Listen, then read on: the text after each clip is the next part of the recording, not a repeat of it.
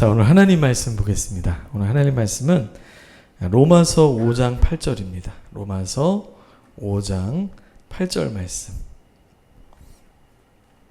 네, 우리 같이 한 목소리로 읽어보도록 하겠습니다. 시작. 우리가 아직 죄인 되었을 때에 그리스도께서 우리를 위하여 죽으심으로 하나님께서 우리에 대한 자기의 사랑을 확증하셨느니라. 아멘. 신앙생활의 핵심이 무엇일까? 아무튼 요약해서 세 가지로 여러분 나눌 겁니다. 그러니까 여러분들이 이 세 가지를 꼭 붙드시고 좀 숙달하시면 좋겠어요. 복잡하지 않습니다. 첫 번째가 사랑을 누리는 삶. 네. 그러니까 여러분들이 신앙생활을 한다는 것은 첫 번째가 사랑을 누리는 삶이에요. 구체적으로 우리가 하나님의 사랑을 바로 알아야 됩니다. 막연하지 않고 바로 알아야 돼요. 하나님의 사랑에 대해서 우리가 오해하는 것들이 많이 있는데 첫 번째 오해가 이거예요. 잘 되는 것, 기도응답이 되는 것이 사랑이다. 합격했다면서 사랑하시네 하나님이. 이게 문제가 뭘까요? 합격 안 하면 사랑 안 하는 겁니까? 응답됐다면서 와, 하나님이 사랑하시네. 응답 안 되면 사랑 안 하는 걸까요? 여러분, 우린 이걸 너무 쉽게 말하기도 하고 오해하기도 해요. 뭔가 잘 되면 사랑하는 것이다. 진짜 이거는 진짜 조심해야 됩니다. 여러분, 그 빙산이 있어요. 빙산. 보이는 것은 일부분이에요. 그러니까 여러분들이 뭐가 잘 되고 기도가 응답되고 뭐가 합격하고 하는 것은 그냥 겉으로 드러나는 일부의 본질이 아니에요. 하나님의 사랑의 본질이 전혀 아니에요. 잘 될 수도 있고 안 될 수도 있어요. 그러나 이 빙산의 핵심, 전체를 차지하는 것이 무엇이냐, 여러분 꼭 기억하시기를 바라요. 그것은 바로 십자가의 생명입니다. 우리에게 생명을 주신 것. 죄인인 우리를 사랑하셔서 생명을 주신 것이 이 사랑의 분명한 증거예요. 그러니까 첫 번째 오해가 뭐라고요? 잘 되고 뭐가 합격하고 뭐가 성공하고 로또 당첨되고 이게 사랑이라고 말하지 않아요. 성경은. 그렇게 나오지 않아요. 근데 구체적으로 사랑이라고 말하는 것이 있어요. 우리가 바로 알아야 돼요. 하나님의 사랑을. 우리 성경에 보면 로마서 5장 8절, 오늘 읽었던 말씀이죠. 우리가 아직 죄인 되었을 때, 죄의 생활을 하고 있을 때 그리스도께서 우리를 위해서 죽으심으로, 우리를 위해 십자가에 죽으심으로 하나님께서 우리에 대한 자기의 사랑을 데몬스트레이트, 논증하셨다. 확증하셨다. 우리에게 설명해 주셨다. 증거하셨다. 이런 뜻이 되겠죠. 그러니까 하나님이 우리를 사랑하시는 증거. 하나님 날 사랑하셔. 그걸 어디서 느껴야 되냐면 여러분 십자가에서 생명 주신 사건을 통해 느껴야 돼요. 지금 내가 어떤 것이 없고 기도응답이 안 됐어도 2000년 전에 일어난 이것으로 인해서 하나님 날 사랑한다고 확신할 수 있어야 돼요. 절대로 오해하면 안 돼요. 잘 되는 것, 성공하는 것, 문제가 해결되는 것이 사랑의 본질이 아니다. 그래서 여러분 이야기를 조심하셔요. 이제부터는 합격, 야 하나님 사랑하시네, 합격했네. 조심하십시오. 위험합니다. 그것은 사랑의 본질이 아니에요. 정말 빙산의 일각이에요. 좋죠. 감사하죠. 감사한 일이긴 한데 본질은 아니다. 물론 우리는요, 우리 모든 크리스찬들은 최후의 승리라는 것을 얻게 돼요. 그런데 이 모든 것이 과정이에요. 잘 될 수도 있고 안 될 수도 있어요. 다 과정이에요. 전입니다. 우리가 여정 가운데 있어요. 청년의 때 어려울 수도 있고 또 일이 잘 풀릴 수도 있고 잘 안 풀릴 수도 있고 다 과정이에요. 그것이 하나님의 사랑이라고 말할 수 없다. 이미 사랑은 확실히 증거하셨어요. 어디에서? 십자가에서. 저는요, 정말 누가 자녀의 생명 줄 수 있을까? 제가 자녀를 갖고 나서 요한복음 3장 16절이 정말 다르게 느껴졌어요. 여러분, 하나밖에 없는 하나님의 아들, 신의 아들을 인간을 위해서 생명을 내어준다. 사람들이 침을 뱉고 주먹질하고 채찍으로 때리고 돌멩이를 던지고 창으로 찌르게 놔둔다. 저희 자녀가 그러면 그거 그냥 볼 수는 없죠. 그쵸? 막든지 피하게 하든지 구해내든지. 하나님이 우리를 사랑하셔서 하나밖에 없는 아들의 생명까지 주셨다. 여러분, 엄청난 사랑입니다. 제가 최근에 너무 안타까운 소식을 들었어요. 곡성에서, 여러분 그 뉴스 들으셨나요? 물놀이장에 개장하기 전인데 두 아이가 들어갔다가 바로 즉사했어요. 아들 둘이. 여러분 상상이 가십니까? 자녀 둘이 동시에 그날 참변을 당한 거예요. 댓글들이 뭐라고, 뉴스에 댓글들이 뭐라고 나왔냐면, 제발 살아남아 달라고, 포기하지 말라고. 그 부모로서는 한 아이도 아니고 두 아이가, 아까 막 우노 지호가 막 뛰어다니는데 둘이 동시에 참변을 당한다? 상상할 수 없어요. 저는 마음이 얼마나 먹먹하든지, 그 부모님 마음이 얼마나 힘들까. 하루아침에. 하나님의 사랑이 장난이 아니구나. 하나님이 아들을 주셨다는 것, 여러분 그 사랑은 보통이 아닙니다. 여러분, 누군가 여러분들을 찔러요. 막 때려요. 또 모함하고 공격해요. 사랑할 수 있습니까? 누가복음 23장 34절에 보면 예수님께서 말씀하셨어요. 아버지, 저 사람들을 용서하여 주소서. 저들은 자기들이 하고 있는 일을 알지 못합니다. 막 창으로 찌르고 있는데 용서해달라는 거예요. 얼마나 사랑하면 이런 것이 나올까요? 복수해야지, 갚아야지, 이게 아니에요. 주님께서 이 땅에 오신 것은 심판으로 오신 게 아니에요. 우리를 벌주러 오신 게 아니에요. 사랑하여서 오셨어요. 요한복음 15장 13절에 보면 사람이 친구를 위해 목숨을 주잖아요. 그게 가장 큰 사랑이래요. 그러니까 십자가에서 우리에게 가장 큰 사랑을 주셨어요. 이 십자가를 여러분들이 좀 많이 묵상하셔야 돼요. 그냥 듣고 넘어가면 안 돼요. 얼마나 큰 사랑일까? 이게 어떤 사랑일까? 보통 일이 아닙니다. 엄청난 것이에요.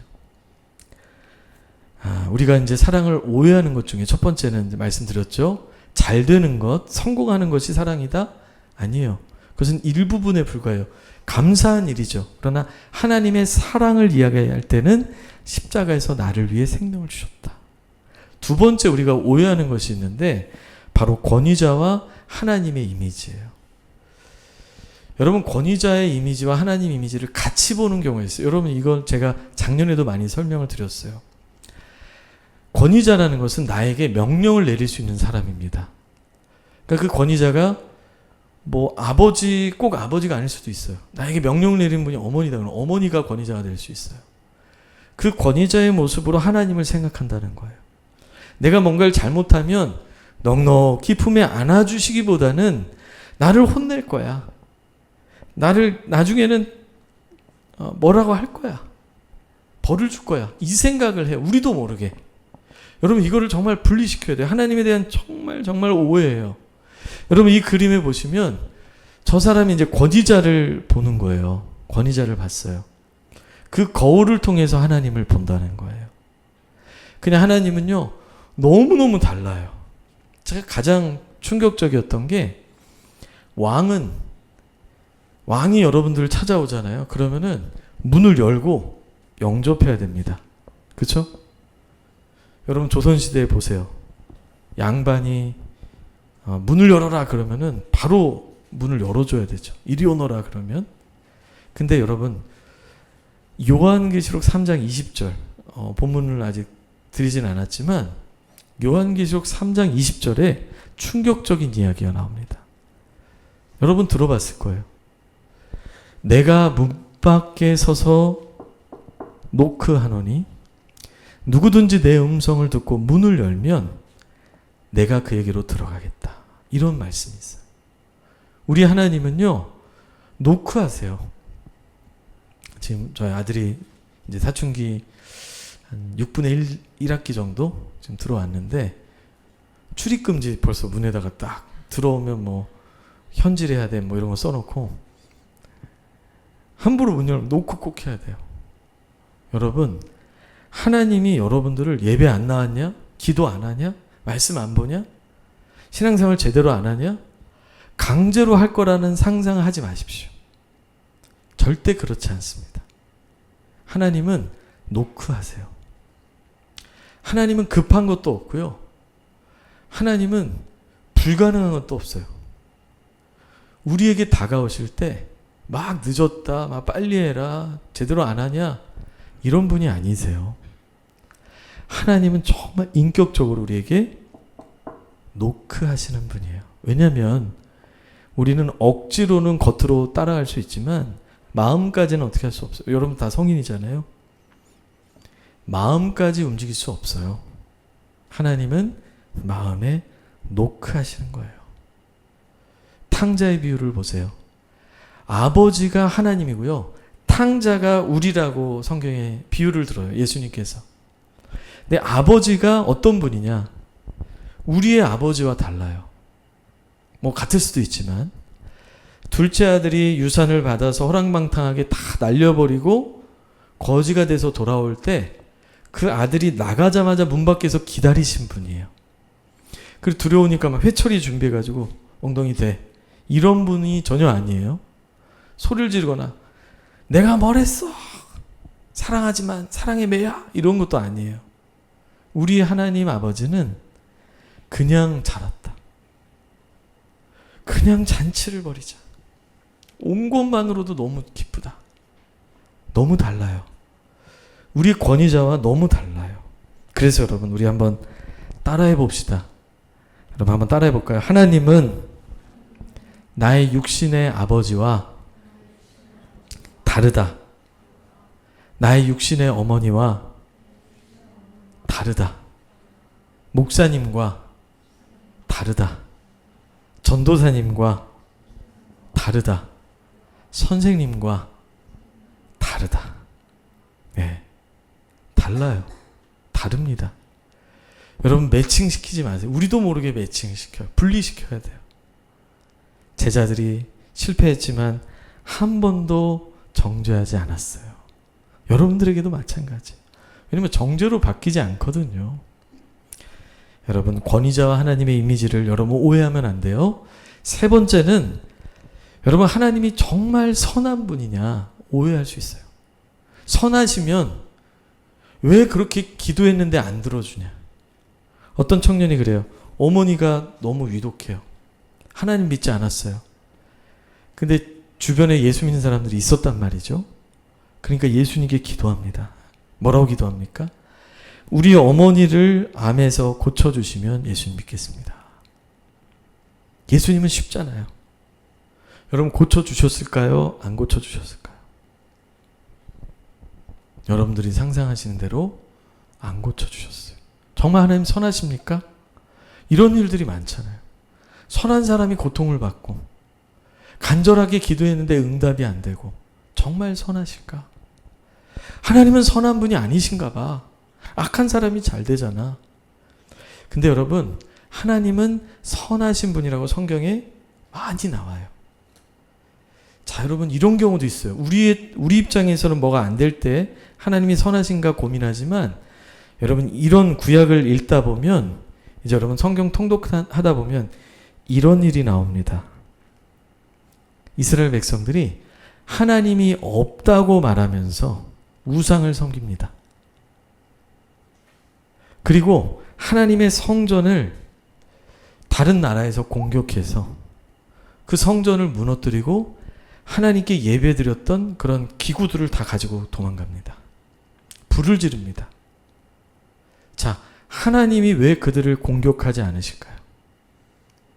하나님이 성전이 그렇게 불타는 중에 왜 막지 않으실까요? 여러분 잘 생각해 보세요. 하나님이 선한 분이 아니고 악한 분이시라면 그들을 바로 심판했을지도 몰라요. 그럼 안 계신가요? 아니요, 계세요. 그럼 왜 내가 그렇게 기도했는데 안 될 때가 있고, 왜 하나님을 그렇게 화나게 하는 일들을 막 했는데도, 하나님을 막 모독하고 그러는데도 왜 놔두실까? 안 계셔서가 아닙니다. 하나님은 참으시는 거예요. 하나님은 사랑이시기 때문에 끝까지 기다리시고요. 우리가 다 이해할 수 없을 정도의 깊은 뜻과 계획이 있으세요. 내 원대로 안 됐기 때문에 하나님은 안 계셔가 아닙니다. 우리가 생각지 못하는 하나님의 크신 뜻이 있고요. 우리를 오래 참고 기다리시는 하나님의 크신 사랑이 있어요. 그러나 이게 쉽지는 않죠. 내 삶에 적용해 보면. 그래서 사도 바울은 이 사랑을 위해서 기도했습니다. 사도 바울의 기도 제목이 간절한데요. 에베소서의 사도 바울의 기도 제목이 나와요. 에베소는 어떤 지역이냐? 여러분, 우상이 굉장히 범람하던 지역입니다. 아데미 여신을 섬기는 지역인데, 사도 바울이 예수님을 전하니까 2시간 동안 항의 집회를 하는, 오직 아데미 여신만 섬겨야 된다. 2시간 동안 군중들이 모여서 항의 집회를 하는, 그 정도로 우상이 창궐한 곳이었어요. 거기 하나님의 사랑을 전하고 하나님의 선하심을 전하는데, 그것이 참 어려운 것이죠. 우리도 마찬가지. 이 세상에 누구도 조건 없는, 변화 없는 영원한 사랑, 생명까지 주신 사랑 주질 않아요. 그래서 잘 못 느껴요. 그래서 사도 바울은 간절히 기도합니다. 에베소서 3장 17절로 19절에 보면, 쉬운 성경으로 본 거예요. 여러분의 삶이 사랑 안에서 강하여지고 또 깊게 뿌리가 내려서 모든 성도들이 그리스도의 크신 사랑을 깨닫게 되기를 기도합니다. 그분의 사랑이 얼마나 한없고 넓으며 얼마나 깊고도 높은지를 진정으로 깨닫게 되기를 기도합니다. 그리스도의 사랑을 어느 누가 잴 수 있겠습니까? 그러나 그 사랑을 체험하여, 여러분 그 사랑을 체험하여 하나님의 충만함이 여러분들의 마음속에 채워지기를 기도합니다. 그 사랑이 엄청난 것을 채워지기를 기도했어요. 우리가 읽진 않았지만 그 앞에 구절에 보면 사도 바울이 무릎을 꿇고 기도한다고 나옵니다. 얼마나 간절한지, 이 사랑을 정말 알기를 기도하는 것이 얼마나 간절한지를 알 수가 있어요. 저는 이 사도 바울의 기도가 저에게 응답이 됐어요. 그래서 감사하게도 저는 하나님의 사랑의 오해에서 어느 정도 벗어났어요. 뭐가 안 된다고 사랑 안 한다는 생각 안 합니다. 뭐가 잘 된다고 저를 사랑한다고 생각하지 않습니다. 저의 사랑은, 주님이 저를 사랑한다는 것은 십자가예요. 2000년 전의 사건이 저에게 와닿았고요. 하나밖에 없는 아들을 줄 정도로의 엄청난 사랑이라는 그 사랑의 크기를 저도 하나밖에 없는 아들을 통해서 그것을 좀 간접적으로 알게 됐어요. 보통 사랑이 아니구나. 여러분들도 사도 바울의 기도가 여러분들에게 응답이 돼서 하나님의 사랑을 오해 없이 누리게 되기를 간절히 축복합니다. 그래서 여러분, 사랑을 누리는 삶 첫 번째는 하나님의 사랑을 바로 아는 것이에요. 오해를 풀어야 돼요. 두 번째는 하나님은 사랑이십니다. 하나님은 사랑 자체예요. 내가 하나님을 믿는다? 사랑을 누리지 못하면 잘못 믿는 겁니다. 내가 하나님을 알아간다? 사랑을 점점점 깊어지지 않는다면 잘못 지금 믿고 있는 거예요. 사도 요한은 12제자 가운데 유일하게 순교하지 않았습니다. 다 순교했어요. 사도 요한은 마지막 임종 때까지 요한계시록, 이제 세상이 어떻게 끝날 것인가, 요한계시록을 기록했고요. 요한복음도 기록했고요. 요한 1, 2, 3서도 기록을 했습니다. 근데 그 사도 요한이 뭘 깨달았느냐? 순교하지 않고 주님과 계속 동행하다 보니까 그 마음에 주님을 알면 알수록 확실하게 깨닫는 것이 있어요. 그것이 뭐예요? God is love입니다. 우리 요한일서 4장 16절에 보면 우리 한번 같이 읽어볼까요? 우리 같이 한번 읽어보겠습니다. 하나님이 우리를 사랑하시는 사랑을 우리가 알고 믿었노니 하나님은 사랑이시라. 사랑 안에 거하는 자는 하나님 안에 거하고 하나님도 그의 안에 거하시느니라. 네. 결론은 하나님은 사랑이시라.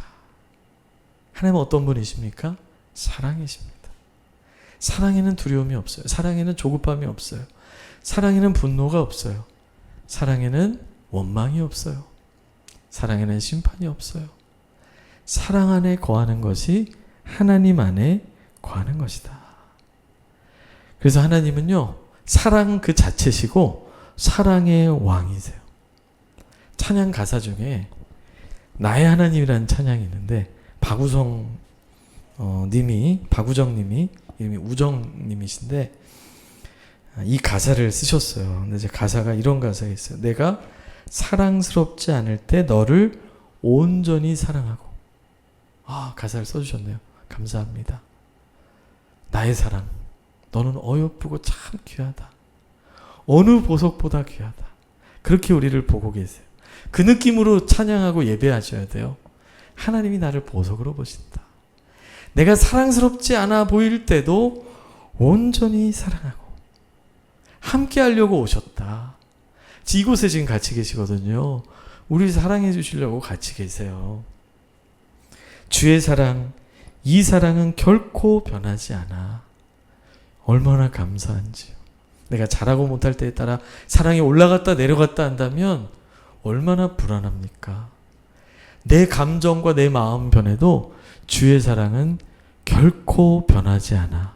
얼마나 감사해요. 주의 나라와 뜻이 나의 삶 속에 임하시며 주님 알기를, 주만 보기를 소망해. 그 사랑을 바라보기 소망해. 이거예요, 바로. 사랑을 알기를 원하고 사랑을 보기를 소망해. 결정적인 가사가 나옵니다. 나의 하나님 완전한 사랑 찬양해. 그 사랑이 너무 좋아서 찬양해요. 그리고 존귀하신 뭐라고요? 사랑의 왕.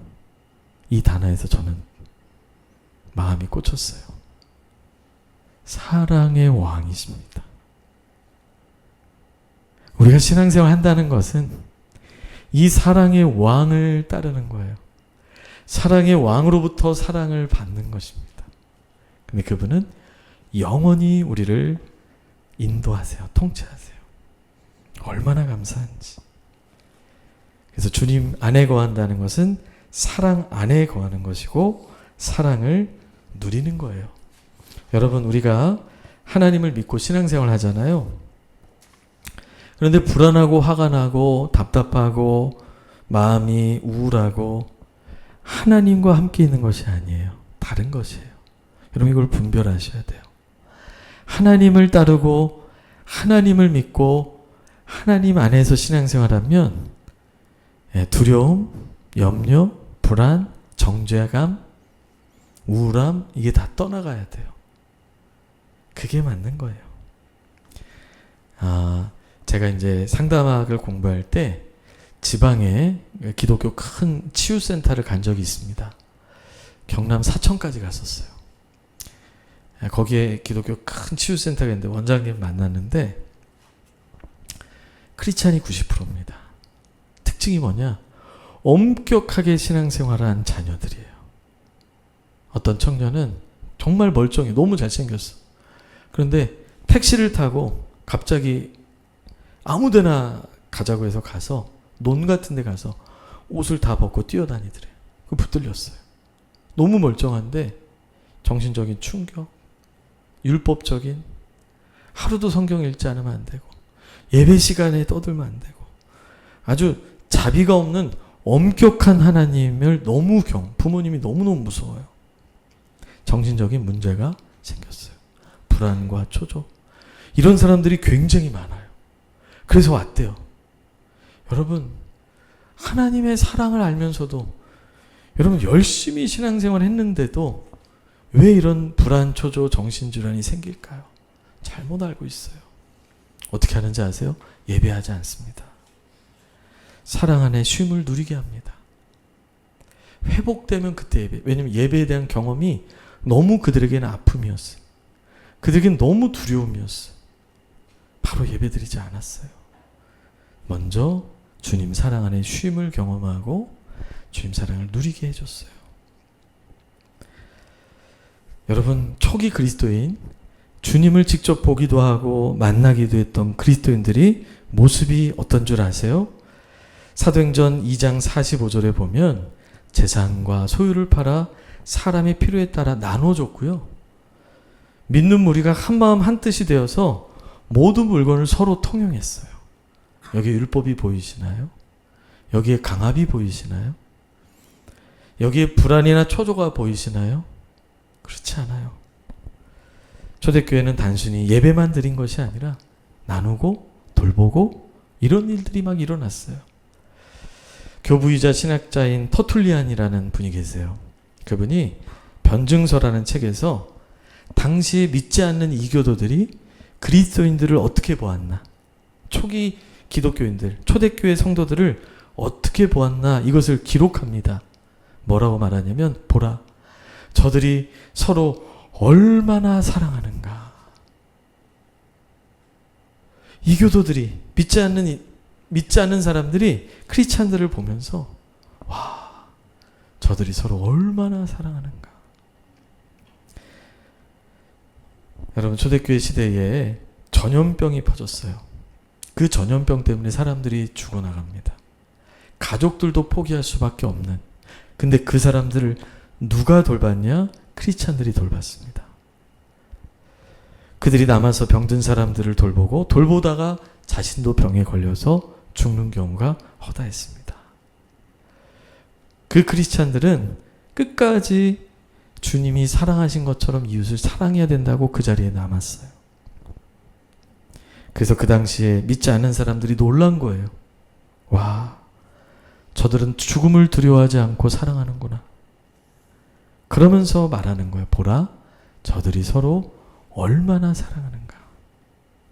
이 말이 초대교회 성도들을 대표하는 그런 평가가 되었습니다. 어떻게 이렇게 사랑 나눌까요? 내 몸이 아파올 수도 있는데 어떻게 사랑할까요?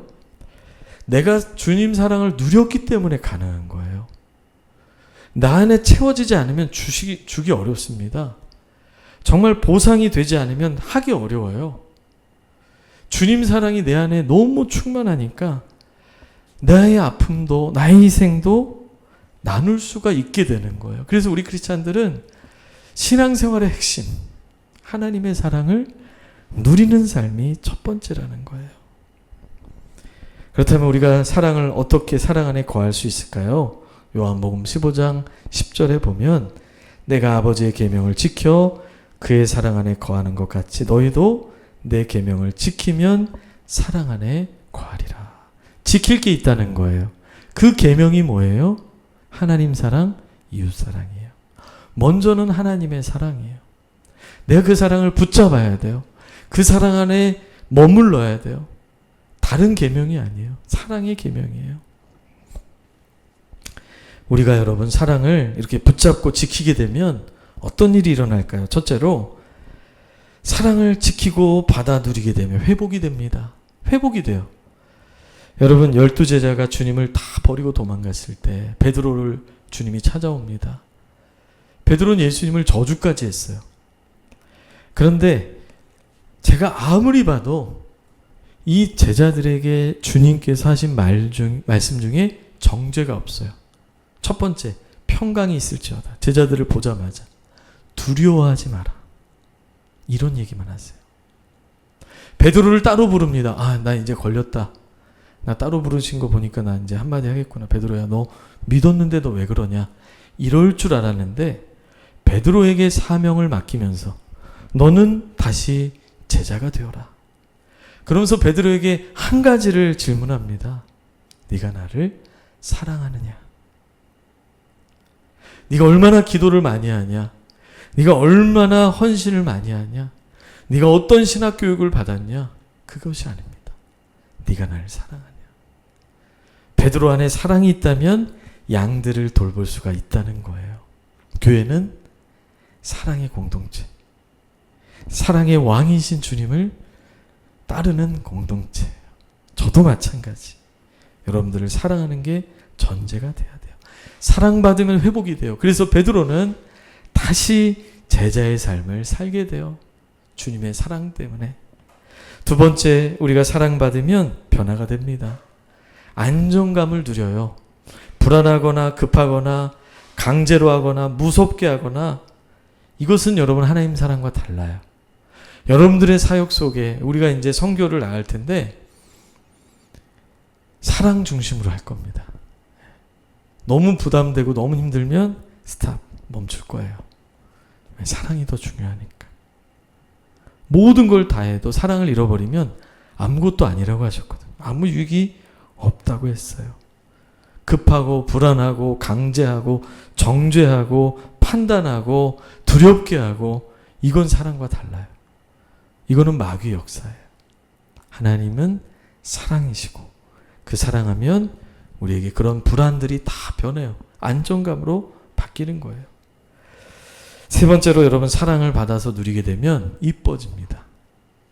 똑같아요. 여러분 누군가 사랑하잖아요. 그럼 마음이 벅차오르죠. 그 사람을 만나고 싶어요. 그 사람을 떠오르면 얼굴이 발그레해지면서 화장도 하고 옷도 이렇게, 그 모습 때문에 사랑 이쁜 것이 아니라 사랑받을 때, 그 사랑 속에 있을 때 아름다워 보여요. 형제님도 마찬가지예요. 정말 멋있어져요. 사랑받을 때. 우리가 신앙생활을 하면 표정이 달라지고 사랑받고 있기 때문에 마음이 달라져요. 그러면 멋있어지는 거예요. 이뻐지는 거예요. 사랑에 빠졌을 때의 모습과 같은 거예요. 주님 사랑이 그렇다는 거예요. 네 번째로, 사랑을 받아 누리면 행복합니다. 여러분 사랑의 왕과 같이 사는데 행복하겠어요? 안 행복하겠어요? 행복하죠. 신앙생활의 행복입니다. 신앙생활하는데 너무 힘들다, 신앙생활이 나에게 짐으로 느껴진다, 그런 분들은 꼭 저와 신방하십시오. 잘못 믿고 있어요. 물론 내가 사랑 때문에 헌신해서 힘들 수도 있지만 다른 문제예요. 그 자체가 막 고통스럽고 어렵고, 사랑이 채워지기 때문에 우리 크리스찬은, 나중에 한번 제가 회복 탄력성에 대해서 말씀 한번 나눌 건데요. 회복 탄력성이 말도 안 되게 좋습니다. 크리스찬들은요. 내가 좌절하게 놔두질 않아요. 주님이 사랑을 쏟아붓고 위로와 격려를 막 쏟아부으시니까 안 계시면 모르지만 계시거든요. 내가 눈물 흘리고 있는데 그냥 놔두지 않으시거든요. 바로 안아주시고 들어주시거든요. 여러분 하나님은 사랑 그 자체세요. 가장 좋은 표현, 하나님은 사랑이시라. 마지막 세 번째로, 여러분 모든 것보다 사랑이 우선되어야 합니다. 믿음, 소망, 사랑, 이 세 가지는 항상 있을 것인데 그 중에 제일은 사랑이라. 왜 가난한 성도들, 교회 안 나오는 성도들, 상처받은 낙심자, 청년들이 교회를 떠나고 교회 안에서 갈등이 일어나고, 왜 그럴까요? 믿음 때문이에요. 내가 믿는 건 이건데 교회가 이렇게 한다.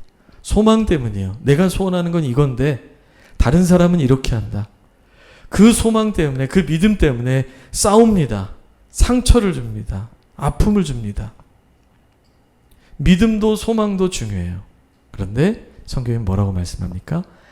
사랑보다 더 크게, 아주 그레이티스트라고 나오죠. 더 최고인 것은 없다. 가장 우선한다. 여러분 믿음, 소망 때문에 사랑이 깨질 정도만 안 돼요. 사랑이 흔들리면 안 돼요. 그럼 믿음을 잠깐 양보하십시오. 소망을 양보하세요. 그 사람이 미워진다. 소망 때문에 내 소망과 다르다고 미워진다. 멈추세요. 그 사람의 사랑이 식어진다. 멈추셔야 돼요. 여러분 지금도 많이 하지만 한 달 살기 그런 거 하잖아요. 제주도에서 한 달 살기, 베트남에서 한 달 살기. 여러분 휴가를 일주일 정도로서는 누리지 못하는 게 있기 때문에 그렇죠? 한 달을 사는 거예요. 제대로 누리고 싶어서. 근데 여러분 한 달을 사는데 직장 생활 생각하고 한 달을 사는데 고민하고 있을 사람은 없죠. 한 달 정도를 산다면 거기에 정말 확 적고 싶은 거예요. 그 느낌을 좀 누리고 싶은 거예요. 여러분 우리가 하나님의 사랑을 누린다고 할 때는 일주일에 한 번 예배드리면서 잠깐을 말하는 것이 아니에요. 한 달 살기 같은 거예요. 하나님의 사랑을 생각하는 거예요. 십자가를 묵상하는 거예요. 얼마나 사랑하면 생명까지 주실까? 그 사랑을 지켜보는 거예요. 품는 거예요. 집중하는 거예요. 바쁜 삶의 속에서도 사랑을 놓치지 않는 거예요. 그렇게 살아보는 거예요. 집중해 보는 거예요. 우리 월요 기도회가 9시에 있어요. 30분 딱 합니다. 더도 말고 덜도 말고 30분 딱 해요. 온라인으로. 뭐가 그렇게 대단할까요? 막 통성으로 하는 것도 아니야. 그냥 음악 틀어놓고 기도 제목 보여주고 알아서 기도하는 거예요. 저도 이걸 어떻게 할 수 있을까? 또 월요일 날 이게 얼마나 갈까? 근데 저는 8시부터 설레기 시작합니다. 영향을 엄청나게 주더라고요. 작은 것 같지만 그 시간을 통해서 누려지는 게 굉장히 많아요. 그 일주일에 한 번 월요일에 30분을 구별하는 것. 그 구별됨이 나머지 일주일에 하나님을 떠올리게 하는 영향을 주더라고요. 뭐 통성을 기도해야 되는 것도 아니에요. 성경 통독 여러분 7월 1일부터 이제 시작하는데 하루에 4장 솔직히 이해도 안 가요. 이해 안 가는 말씀 많을 겁니다. 근데 하나님이 세상을 말씀으로 창조하셨거든요. 여러분 이 성경책은 기록된 대로 다 이루어집니다. 그 약속들이 여기 잔뜩 들어있어요. 내가 다 이해되지 않아도 빛이 있으라면 빛이 생겼던 것처럼 이 말씀을 내가 읽어나가면서 내 영혼이 영향을 받아요. 그래서 저는 성경 통독을 여러분 좀 어떻게 하면 쉽게 할까? 어떻게 하면 같이 갈까? 제가 헬스를 하는데 헬스했던 방법을 떠올려 봤어요. 작년부터 했는데 그래도 꾸준히 지금 하고 있어요. 정석은 아닙니다. 아마 열심히 운동하는 분들은 목사님 그렇게 하면 안 돼요. 이렇게 될 정도인데 정말 10분만 하자는 마음으로 합니다. 10분만.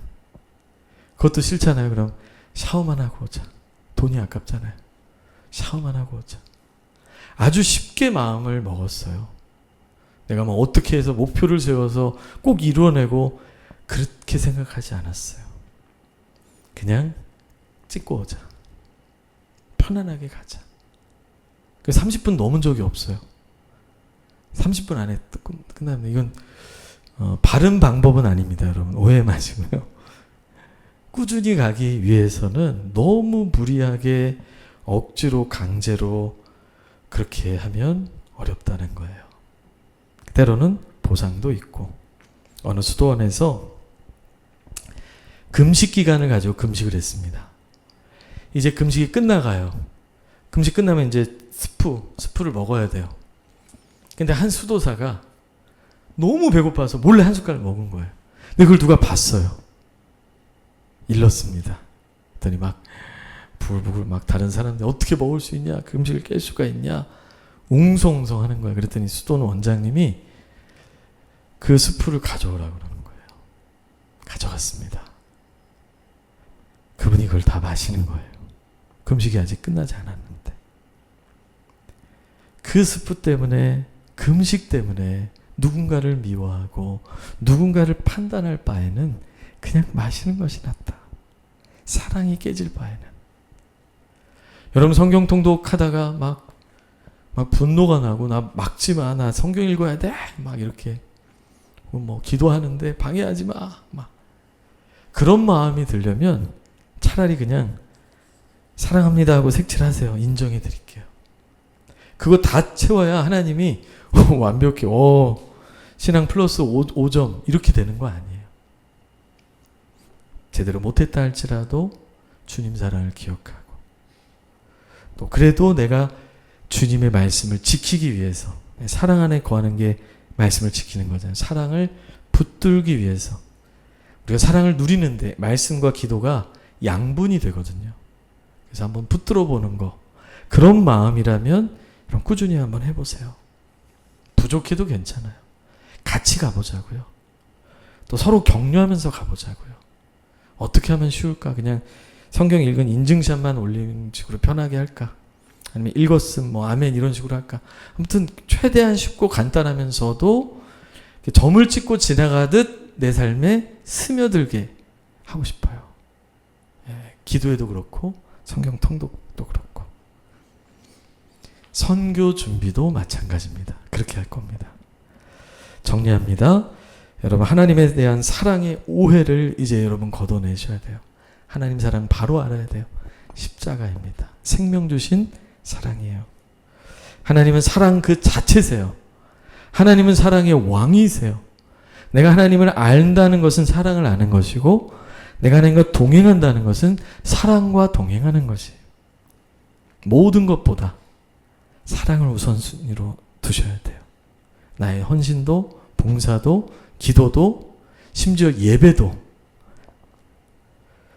혹은 찬양도 말씀도 사랑보다 앞서면 안 됩니다. 신앙생활은 더 열심히 하는 게 아니에요. 더 잘하는 거 아닙니다. 더 많이 사랑을 누리는 것입니다.